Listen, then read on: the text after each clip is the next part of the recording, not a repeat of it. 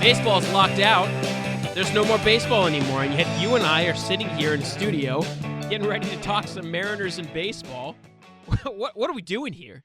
Well, I think that just proves what I have just come to realize in umpteen years covering the sport. There is no such thing as no baseball, even when there's not baseball, and they're doing their darndest. I mean, baseball has pretty much been erased in the last 10 days, but there is baseball. And you know what? This is kind of an opportunity for us to take a breather, except we're not taking a breather. Maybe a deep breath, catch up. I know there are a lot of things that we've kind of hit on and kind of suggested, and we can take a little bit of a deeper dive into it, see where the Mariners are right now, see what could happen afterwards. I don't think this is a case of everything is frozen, and I think it's going to be very interesting when they fire this thing up again. We'll take stock today, Howdy. I like that idea. So baseball is in a lockdown, which means that really nothing noteworthy can happen until there's a new collective bargaining agreement. We saw a flurry of activity and tons of money spent in baseball leading up to this lockout deadline on December 1st. And by all accounts, when things come back, if they come back soon, or even if they come back late, it's going to be fast and furious again. So there's a lot to talk to in terms of where baseball will go and the Mariners will go. But let's talk through what we're going to deal with today. We'll deal with the lockout. We have tried to avoid it as best we can because there's not a lot of fun that's in there, but this is the thing that is causing everything in baseball to stop. And until it gets figured out, we won't go anywhere, and there is no hope for the future until we figure out the lockout. So we'll start there. We'll go through and look at some of the most recent hot Mariners rumors and news that came down toward the deadline, some interesting developments as the Mariners seemed like they were furiously trying to make something happen to put more finishing touches and centerpiece roster moves before the lockout happened. We'll look at some interesting projections and where some Mariners are looking to potentially perform in this next 2022 season. And we'll deal with a little bit more controversy in baseball. Not just lockout controversy, but we'll have some baseballs controversy we'll get to as well. But Shannon, let's start with the lockout. What you see is going on right now and what you may be hearing. We're not hearing anything, and that's not good. We're over a week into this right now, and by my knowledge, I mean the two sides have not come back to the table yet, and that's something that's got to happen at some point. And there are no deadlines, so I mean to me that is discouraging. I've tried to get away from the Pollyanna-ish and everything is great, and really, I think, turned into a realist when it comes to baseball, particularly in the last 10 years. And I'm also not very much of a panic type person. And so common sense tells me, they got to get this figured out. There's too much money at stake on both sides, right? That's the common sense side of me that says that this is, and eventually it will get settled. I mean, baseball is not finished. As we said, there will always be baseball. But going back, and it's not just last year. I mean, these bad feelings have been brewing for some time. The distrust has been brewing for some time. We got a horrible picture of it during the lockout last year, or the lockdown, last year, when everything shut down because of the pandemic, and these two sides couldn't come together on anything. They did play again, but it wasn't because they had an agreement. It was because they didn't have an agreement. That obviously was a bad sign. So my whole kind of Pollyanna view of this was, we'll take a nice month off. We'll go to the spa. We'll let them sit down and settle this. It won't be played out in the media, and hopefully, early January, mid-January, we fire things up and go again. You're laughing. How come you didn't tell me this? That's how you were viewing before you were entering this. Shannon! I mean, how I was, and that's because of the common sense. It's like, they got to figure it out, and here's the timeline. But very discouraged that we haven't seen anything as of yet. And, they could not be more fractured. There could not be more distrust. Things were worked on before, smaller things. There were conversations. They're not starting at ground zero with this, but the biggest issues, obviously, they have been addressed to the point where proposals have been handed back and forth, and that's it. It's like, here's my proposal, and they look at it. You can have that right back, thank you, which is going back to last year. I mean, there were no discussions on anything. It was yes, no, no, no, no, no, the end. And it's disheartening to see that. I want to see people sit down and work things out. I want to believe that both sides care deeply about the game and fixing it, and realize that, more so than any agreement that we have had in most of our lifetimes. We've got some dramatic age difference and whatnot, but it hasn't been as kind of groundbreaking or shaking as this one should be. It is time for some major changes in the structure of how ball players are paid. This one should take a lot of work and a lot of heavy lifting. And to me, it's really hard to see no give, no take, just yes, no, and out. And then, of course, when this all came down, the first thing you saw was MLB.com wiping the pictures clean, and all the videos gone, and all the sites, all they had on their sites were their heritage players. The network, the .com, the teams, they are not allowed. MLB is not allowing them to talk about the players, put the players forward to do anything like that. Now, MLB said that's all. It's legal. We haven't been able to get kind of into the depths of why you would have to take a picture down or anything like that.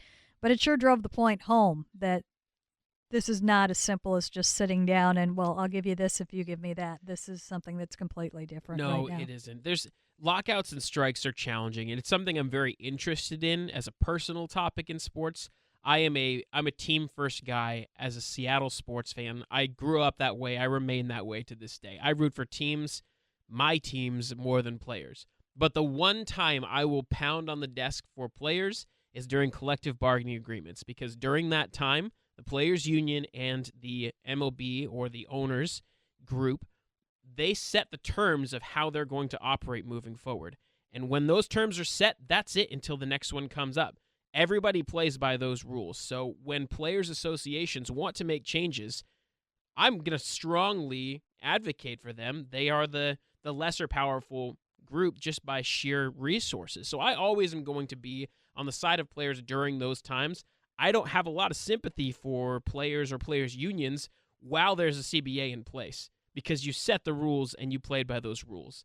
Now, baseball is a little bit different than the other sports in that baseball's player union, the MLB Players Association, is much, much stronger than the other ones. And I don't know why that is and why that remains to be this day. There's because so they many had players. the strike, because they really sat out, because they did that. And no other sport has been willing to do that.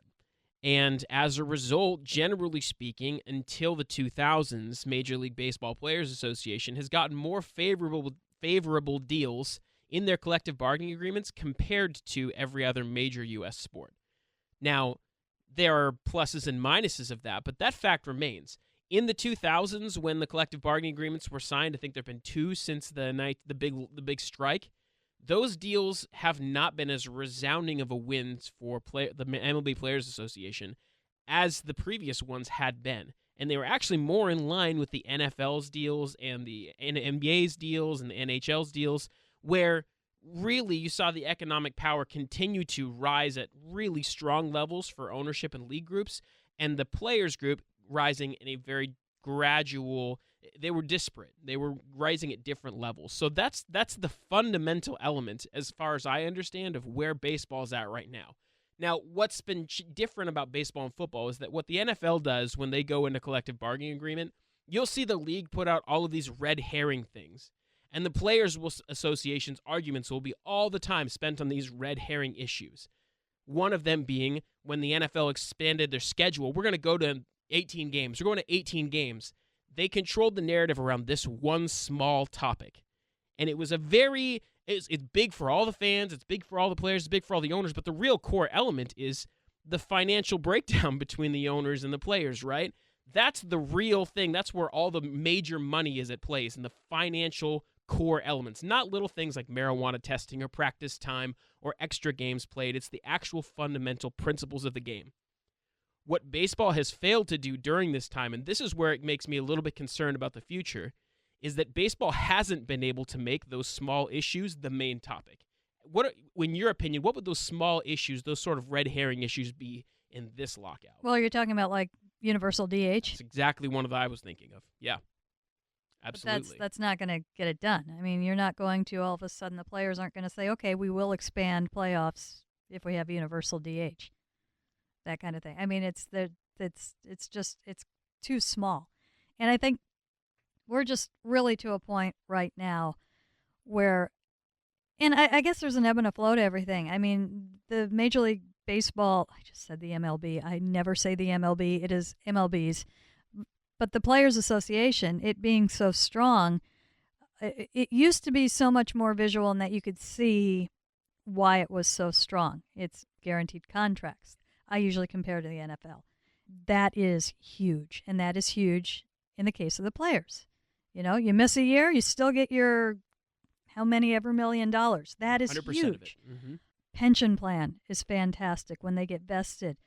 Healthcare, huge, huge. And this is one of the things that when I used to I covered the Seahawks a long, long time ago, it just really struck me. And you'd hear about injuries, or you'd hear about guys who would retire before they were 30 and just basically be crippled, you know, at about the age of 40 because of what the game did to them.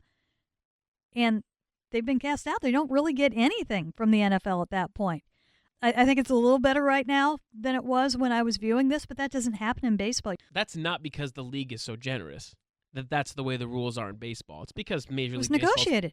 They it was collectively negotiated bargained. that deal. The players pushed and for these the deal. are big, big issues. So I think that there has been this big, huge vision that the players are so strong because they got these things that the other leagues didn't immediately have, didn't have at the time. But now times have really changed. And so if you look at the other leagues and the other sports, one of the things that baseball is missing that I think that they can look up to and say, oh, we want that, but they have reasons for not wanting it, is you take a look at revenue sharing.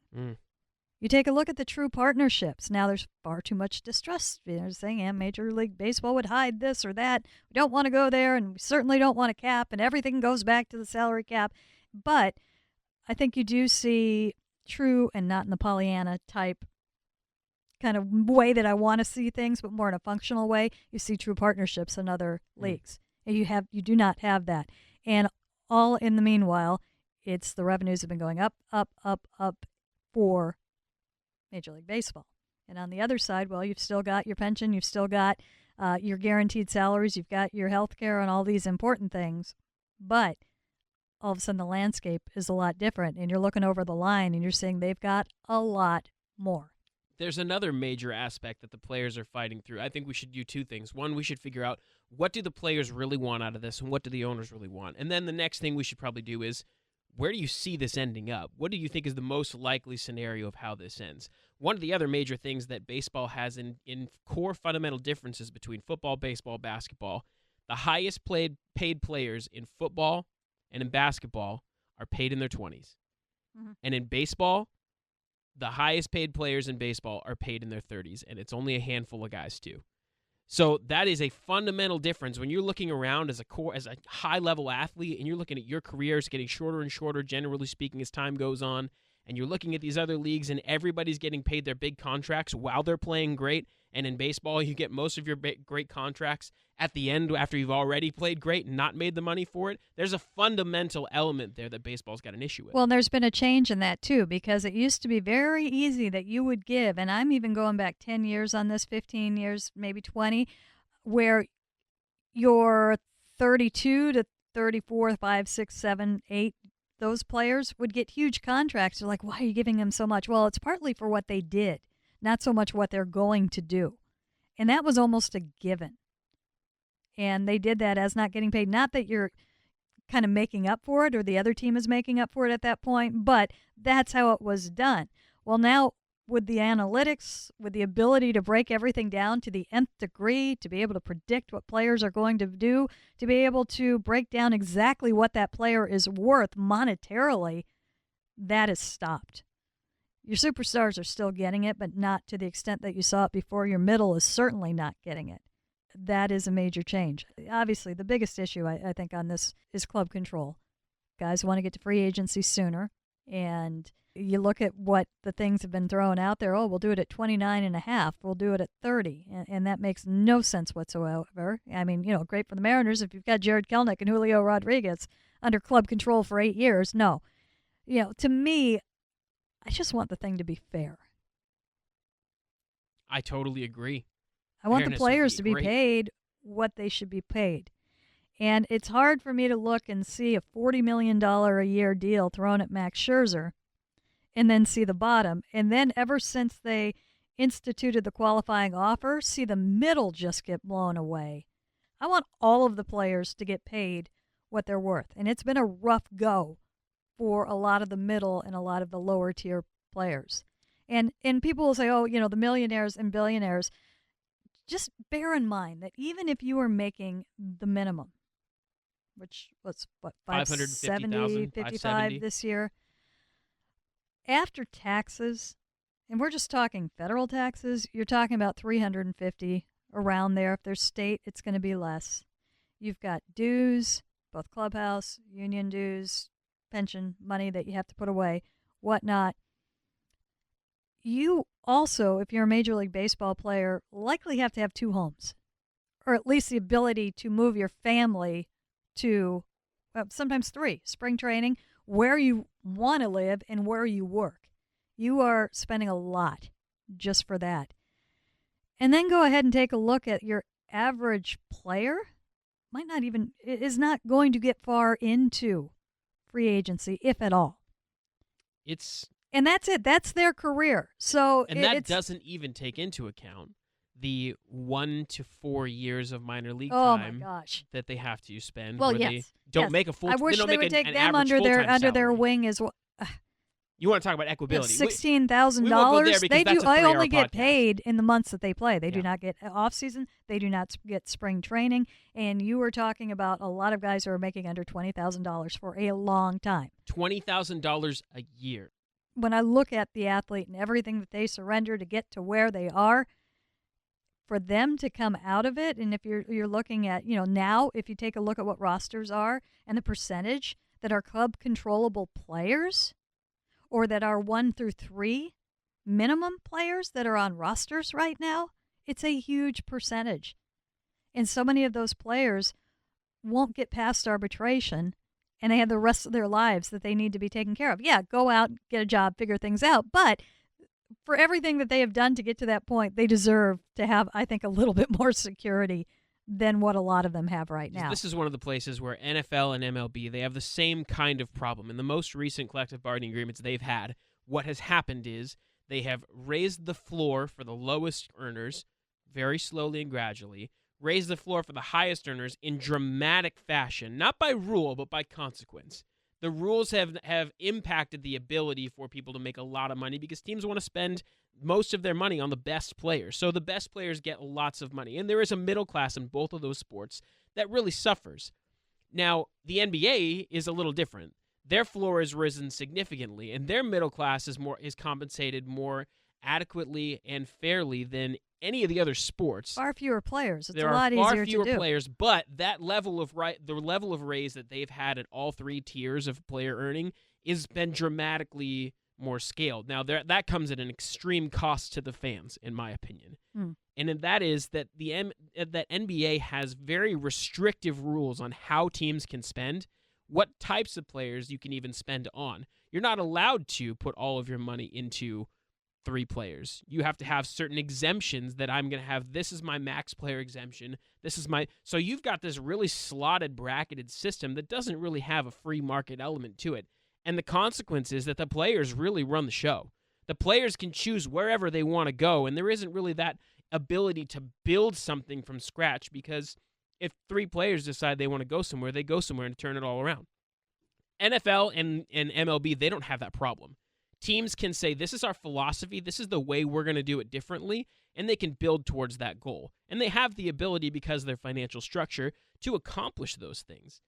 If you get to a system that is more like the NBA, the fans will see that there will be more probably dynasties. There will be more players choosing things over teams choosing things.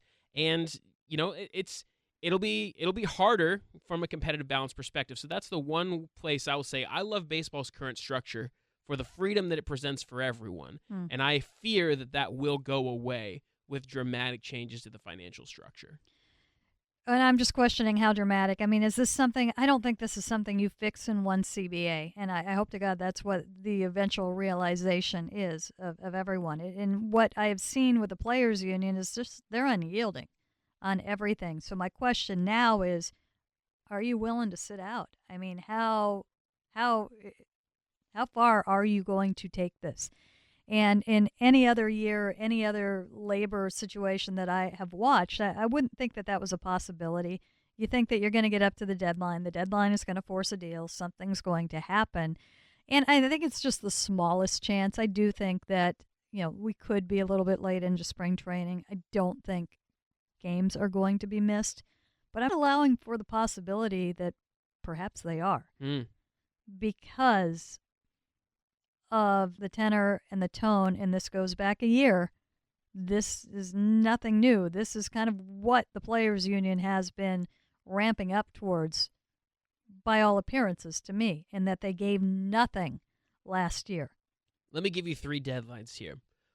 What is your percent chance that you think that regular season games will be missed in 2022? I hate this kind of prediction. I'm as I said. You're not a predictions person. No, I'm not giving a percent. I'm saying I think it's a possibility.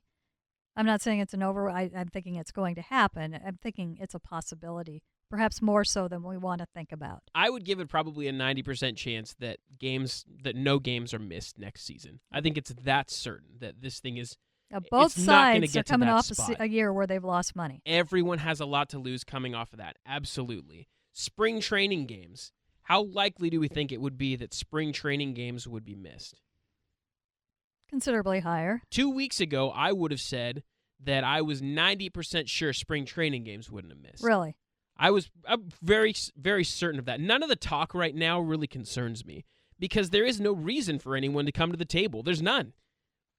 This thing is going to come together in the course of 3 weeks, whenever they start. So the time you start hearing people meeting and having conversations, peg 3 weeks from that, because that's about the time it would take to get it done once they start talking. Right.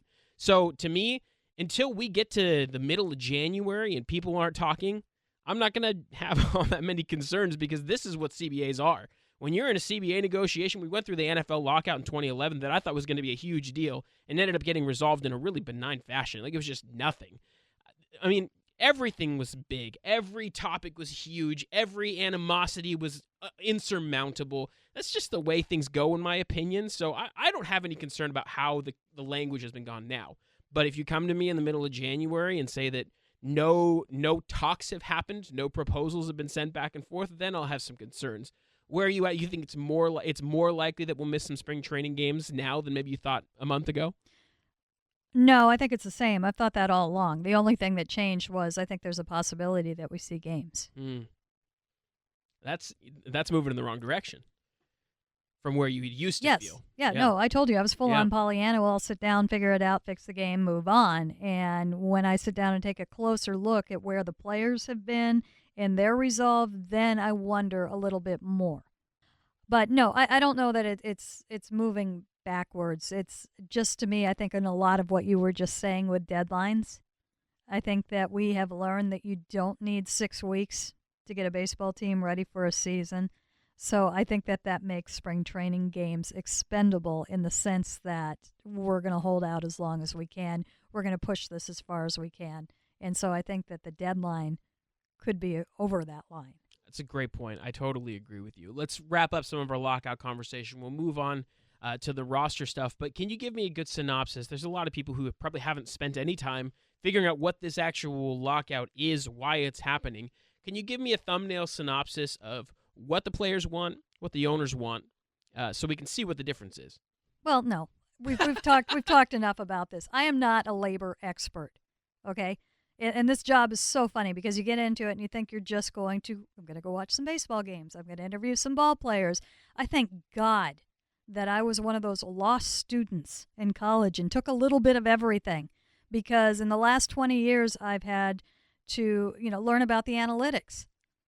Well, thank God I took probability and statistics. Otherwise, I would have been in real trouble. I have had to learn about flexor bundles. Thank God I took upper level physiology classes. I kind of get that. Now you have the mental side of the game. Well, yeah, we got the psych degree, got the BS, so I've got that all works in my favor. I am not well versed in labor law, which apparently I am. It's a shortcoming. Trying of yours, to catch Shannon. up on it. It's long I've been saying it's been a shortcoming. So for I you. don't want to be speaking for what this is. And again, it's about inequality. One side is not getting a big enough piece of the pie. That pie has exploded. It was a Costco-sized pie to start with, and now it is, Costco pie on steroids, and we probably shouldn't be talking about those. Pumpkin. Just casually throw Pumpkin. steroids into a baseball It's a conversation. steroid pumpkin pie. And that's what it comes down to. But, the thing that's missed is that, or that shouldn't be missed, is I think that what we're looking at this year are major changes. They're not the smaller things that you were talking about before. It's not just universal DH. It's a change to the structure of who gets paid. Let's move forward into the past and look at the deadline that was the lockout. There was a lot of conversation over the last 72 hours, I would say, with the Mariners from the time that the Robbie Ray deal was announced by sources to the time the lockout actually occurred. Can you walk me through what that was like and where the Mariners were at during that process? We talked quite a bit about that in the last podcast, and I kind of gave some thoughts. And when I give thoughts, that's not just what's in my head. It's from conversations that I've put together, some very specific, some not. And, it was clear that the Mariners were pressing for something, and perhaps multiple somethings at the deadline. There was a possibility that something on the free agent front could get done. And there was a lot of thought that at the deadline, if you hadn't done it 24 hours before, it wasn't going to happen because of the physicals that had to be taken. That was not an obstacle if one of these deals was going to get done. And I think what we saw in baseball in general, because we were all expecting a lot of deals, perhaps, in those last 24 hours, and we didn't see anything. Pretty much it came to a grinding halt at that point. And I just kind of go to the human nature side of things. You come to a point where you're got to do it now, got to do it now, got to do it now, and the closer you get to that deadline is maybe something is better on the other side. Why not wait at this point? Maybe we just stop and think about it a little bit.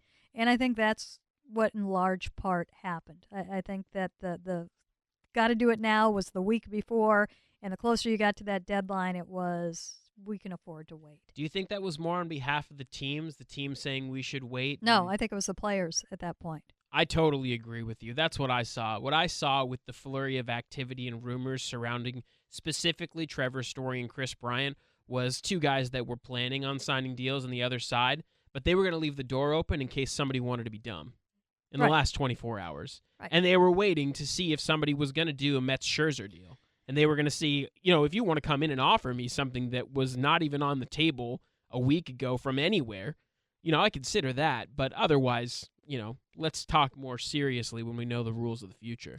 I think it was to teams' benefits to get these deals done, not just because it's off the table. You can move on to what you have to do next, and you're not a big part of the flurry afterwards. It was because there were also teams that I think were sitting out and saying, let's just let the insanity happen right now, then we're going to get back into it. And this, I think, plays into some Mariner targets in Chris Bryant has a very robust market. Trevor Story's market, not as many teams. That could change coming out of the lockout.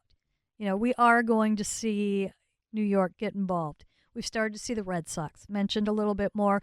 Houston has got to have a shortstop. We didn't really hear much about them. You're going to hear about them after things open up again. I don't think in any way, shape, or form the Mariners, they were down the road with this player or that player. It doesn't just freeze. When you come out of this, it's going to be a different landscape. There's going to be different rules. I don't know if luxury tax is going to really affect anybody at this point, but you're going to have teams. You're going to have the deadline. You now have to get players signed. And again, you are past that frenzy that we saw before that I think had some other clubs just sitting back and you do you. You go play. You have fun. Have your spending spree. It was such a kind of rich free agent market that I think that some teams could afford to do that. And now I think when you come out, I think you're actually going to have a little bit more competition for these names that we've been talking about. Where the Mariners sit coming out of this, having signed Robbie Ray as their one major change, and also getting Adam Frazier at second base, how do you think they sit in the competitive landscape for free agency and trades coming out compared to maybe how they entered the offseason? Well, trade isn't going to change. Is it not? So I'm curious about that. Tell me more. They're going to have the same trade pieces, the same trade capital that they came into this. Mariners can pretty much do whatever they want in trade. It's up to them in how much they're willing to give up. I totally agree with you. Yes, my interest and concern is when if any of the core financials of baseball change and how player control works and everything, does the value of prospects change and what you can get back or what you have to give up change in the trade market with the new rules in baseball? That's the only thing that I'm wondering how the Mariners fit into that landscape if the rules do change some. I don't think it's going to change very much. I think that if you've got a player that you really want to move, if you've got an organization that you really need to rebuild, I don't think and I don't know that we're going to see 1 year. I don't know that that's going to make the difference. I hope so. I hope that they're not going to have less players coming out, like you said. It's a great point. They're not going to have less players to deal just because they did the Adam Frazier deal. That's not where they're at. My fear is that the value of prospects may go down, so it may take a little bit more in a prospect trade to get players than we initially And if thought. it does, they can still do that. They can still do it. They're still positioned that way, but it'll be harder to swallow for sure, which sort of brings us into what we think the Mariners could be doing coming out on the backside. There was a lot of conversation about 3 names, specifically, though, about Trevor Story and the hot trade rumor that came up that the Mariners are very interested in Matt Chapman, something you brought up a long time ago, several weeks ago on our podcast, that could be an option for them. The whole world has known that the A's are going to sell and they're going to trade away some major players. So that's not a surprise either, but where do you think the Mariners sit with the idea of adding Chapman as one of their core pieces to really finish off this roster? He's an option. He is an option that they like, that they have been interested in for a while. They've known for a while that Oakland was going to do this. This is not a surprise. And I think something that also has been attractive in this is something, and Oakland's helping out in this, is Oakland is sitting back to wait and see what happens with the shortstop middle infield market. So it's not something that you had to do right away. The infield defense, you've got a platinum glover. The offense, and people don't want to hear this, but even in a down year, was darn close to what Kyle Seager was. I think actually by a point or two better in WRC plus, and it was a down year. The surgery he had and was coming off of shouldn't be a surprise to anyone that he struggled this year. And so, I think they're putting a good amount of faith in that he's Matt Chapman coming off of injury, and Matt Chapman is still in there. It would just be 2 years. You've got no LV Marte coming. It seems to be a good fit. And the interesting thing here, and I know that your big concern is, well, that's not the big offensive piece. That's not the intention. There are going to be more players added. It wouldn't just be it's Matt Chapman or bust.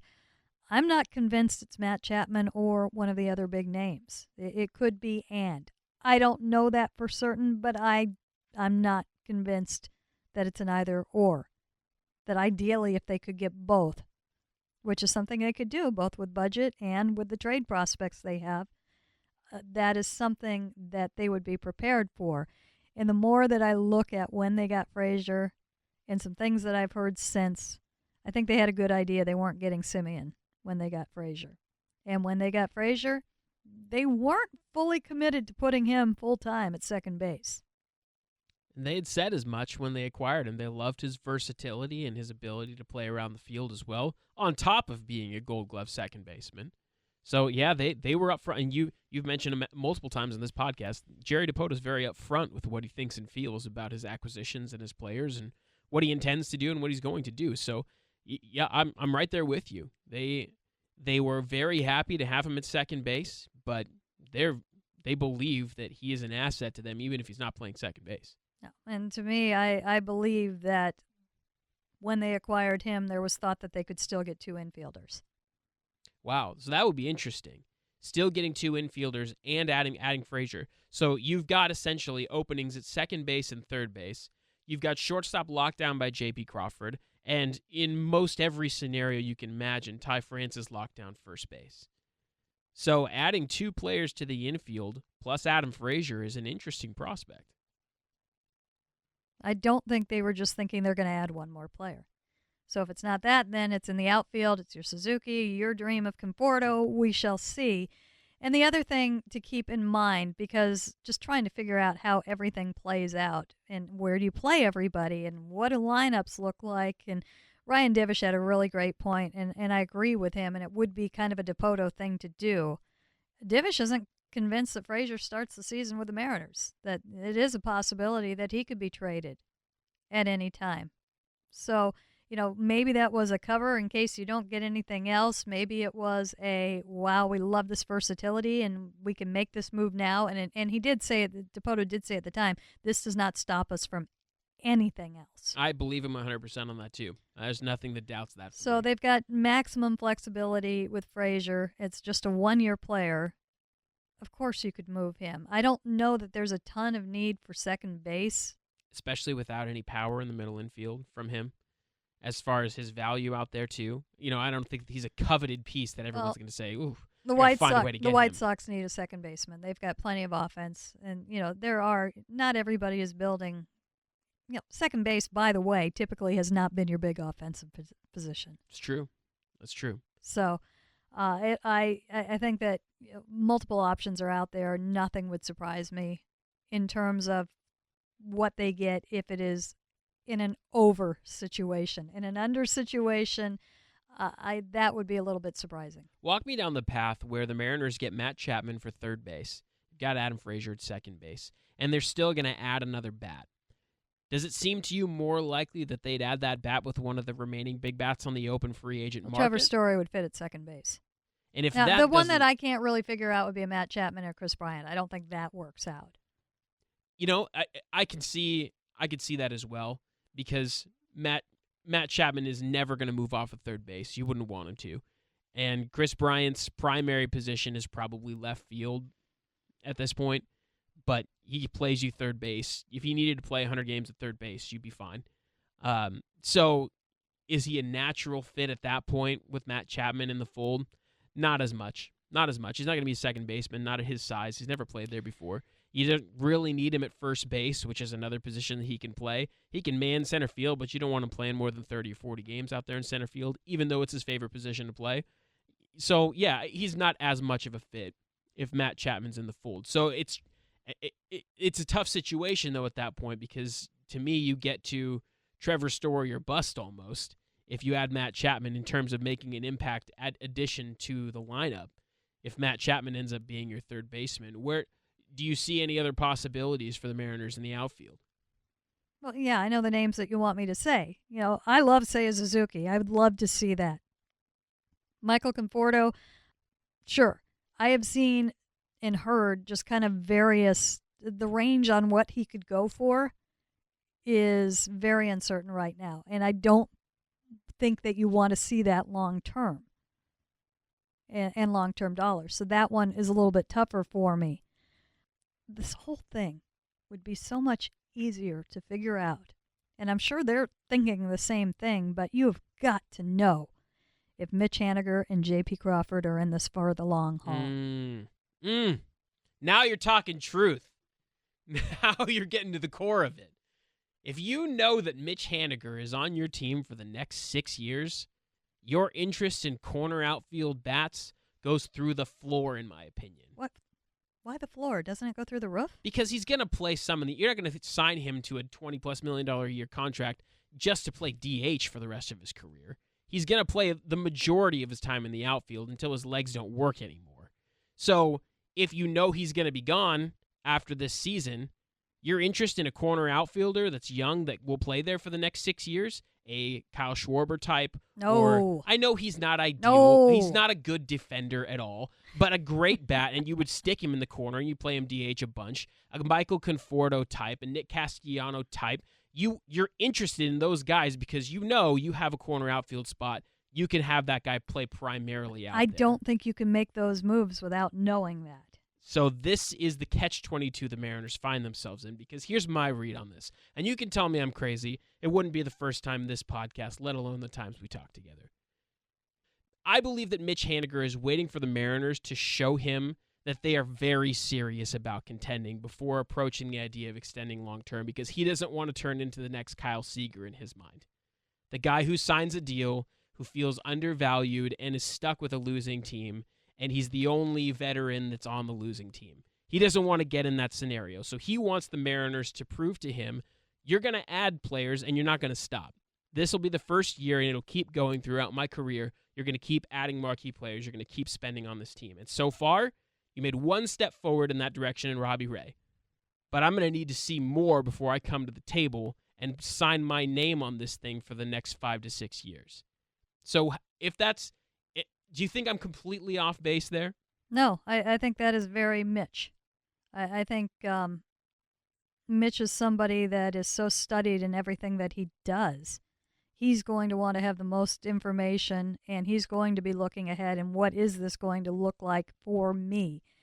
And I think that he is in a place to do that. First, my initial, and I said this in a podcast a couple of weeks ago, it's in its final year. Free agency is within sight. It's that one is the barn door is open. That's not happening. But what I love about Mitch Haniger in the situation that you're talking about right now is that he's not just sitting back saying, show me, with his arms crossed over his chest, scrolling the Twitter, watching what's happening in Seattle while he's going about his absolute insane, massive workouts, wrestling 300-pound Bosu balls and climbing rocks, and hanging from his fingertips. Have you seen the videos? No, I haven't. Okay. Oof. He's taken an active role in this, from his letter to conversations that he has had within the organization to his recruiting of other players. He is taking an active interest in this. And because he is taking such an active interest in it, and because of that letter, and because of, and it doesn't mean anything, but there was an interview that he did about a month ago, and he was talking about, in a few years, Mariners, and he was doing it in terms of we're really going to be something for years to come. Well, as of right now, it's an I this year, 1 year. If you want it to be years to come, something has to be signed. That wasn't a slip of any means, but to me, it's available. It's in his head. It's a possibility, and the fact that he has been an active participant in trying to move this forward, that speaks volumes to me. But I think he has to see the results. For the Mariners, then, that puts you in a position where if you add Matt Chapman in and there's no guarantee at that point even that it gets done. Sure. That's just a starting point. Right. You still have to come to an agreement on what the terms are going to be. Great point. But I don't think that door is closed. And I know that there are a lot of folks that, it's so dysfunctional over there, and we're seeing something very different. We're hearing things that are very different. And yes, there are warts, and yes, there are very bad things that happened. But it appears that when you get into that clubhouse and when you get onto that field in the direction that things are going in, it's very different. There will be an interesting thing to watch coming out of this lockout, in that there have been no major players discussed on the trade market. And to me, that's interesting. Normally, when we come into December, we've got a good idea of here are 4 or 5 stars that could be on the move. I am not hearing, and I have not heard the rumors of, is this team going to trade that guy before December 1st? That wasn't a conversation I was hearing as the lockout was approaching.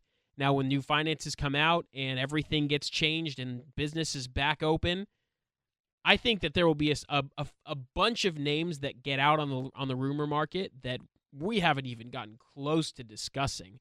How interested do you think the Mariners will be in looking at the trade market for a marquee bat?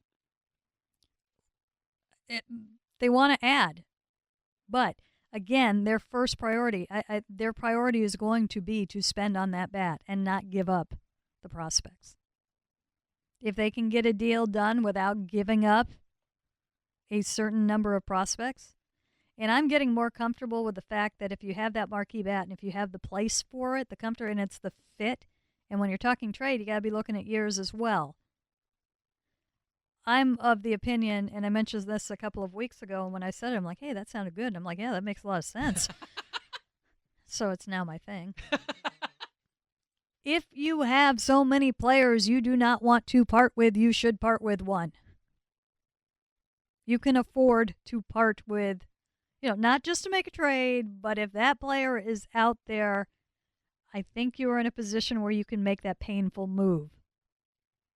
If you're talking 1, 2, maybe even 3, no, but you look at the list of names that you would rather not move from this roster.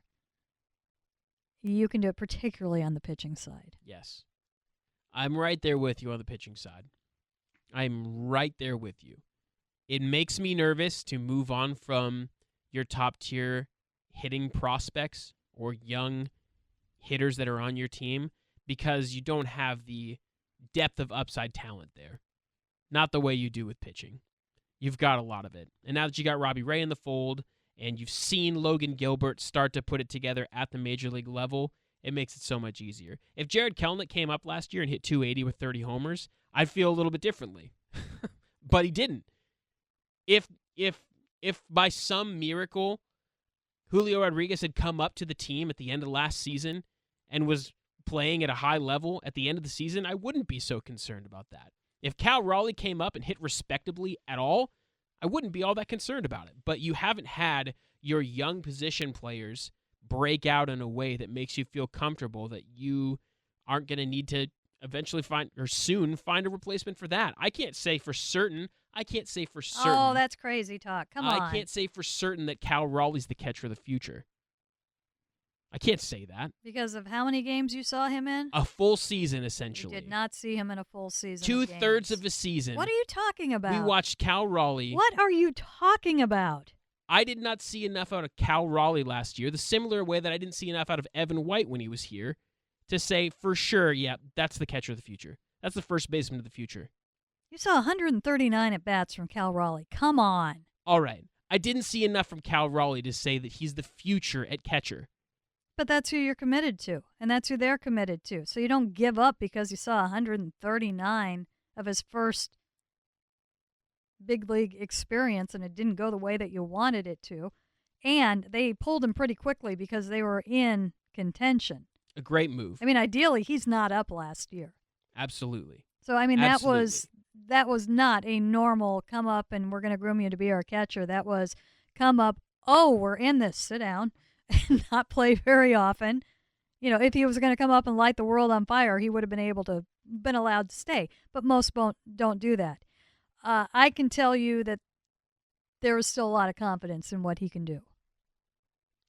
I hope to be proven wrong on that, and I expect he will. But I don't think it's fair better to take a look at 139. All the same, I don't have the same. And the other thing, I mean, what we saw, Jared Kelnick, and this is one of the reasons why I hate projections, is because with a young player and with a young team, it doesn't matter what they do at the beginning.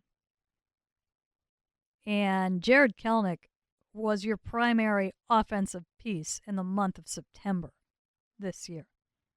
He was a different player in the month of September.